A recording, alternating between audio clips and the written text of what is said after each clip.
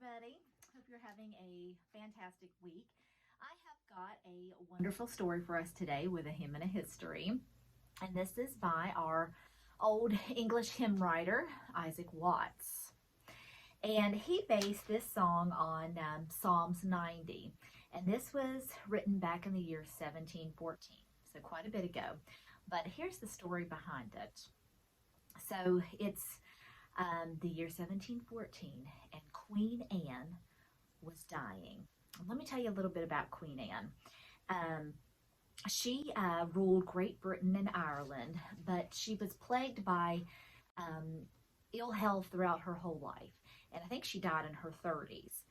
And she had 17 pregnancies, and unfortunately, none would survive until adulthood. She had 2 daughters that died of smallpox, 5 stillborns, 6 miscarriages, and a son who died at 11 years old, and a daughter that was born 2 months premature and only lived 2 hours. And she had another son who was born, but he lived just a few months. Can you only imagine? So, you can kind of see after having all those pregnancies why she would have some ill health and die prematurely in her 30s. She was raised Protestant by her parents, and when she, of course, reigned, that's who she had granted religious freedom to. And as she lay dying, she really had no successor. And everybody was worried about this because they were wondering, oh great, are our religious freedoms going to get taken away now? You know, are we going to be under persecution again?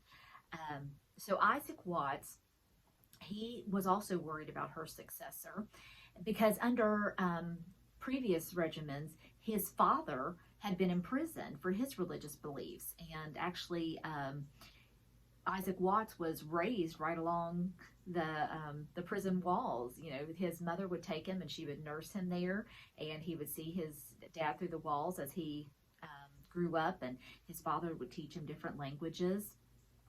And eventually his father did get released out of prison, but you know, this would be maybe something that would be in his lifetime that he would go to prison for.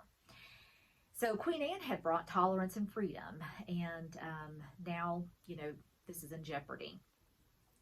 So he sat down and he writes this song, "O God, our help in ages past," to help comfort the people of England. Now, another thing that was going on at this time was the Schism Act. And this was something that Parliament kind of saw their chance whenever Queen Anne was dying, that they tried to hurriedly pass. And this act would prevent nonconformists and Catholics from educating their children in their schools, and they would have to be granted a license from a bishop, and then they would have to swear all kind of oaths and allegiances and abjurations, and so it was really going to be an issue. So he writes this down to comfort England. And Queen Anne, she would die the day that the Schism Act was to be passed. So they could not pass it. George I becomes King of England, and he repeals the act. He doesn't even let Parliament try to get it through. And because of all this uproar and unrest during Queen Anne's death, this is called by some as the Protestant Passover. So George I would go on to still embrace religious freedom. So it was just a song, though, to help comfort them and us in our day. This was actually the song that when World War II was declared on the radio by the BBC, this song was played. And it was also played at Winston Churchill's funeral. So I loved all the history I found in this, and learning about Queen Anne, and you know, in our uproar that we have today with everything going on around us, this song can still be a comfort to us, and even in our personal lives and whatever is going on with us. So let's sing it together and remember that our God is the help in ages past. O God, our help in ages past, our hope for years to come, our shelter from the stormy blast, and our eternal home. Under the shadow of thy throne, still may we dwell secure.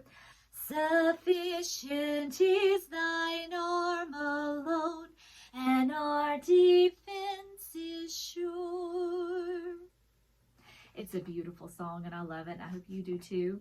And I hope you know that God is your ever-present help in whatever struggle you're going through.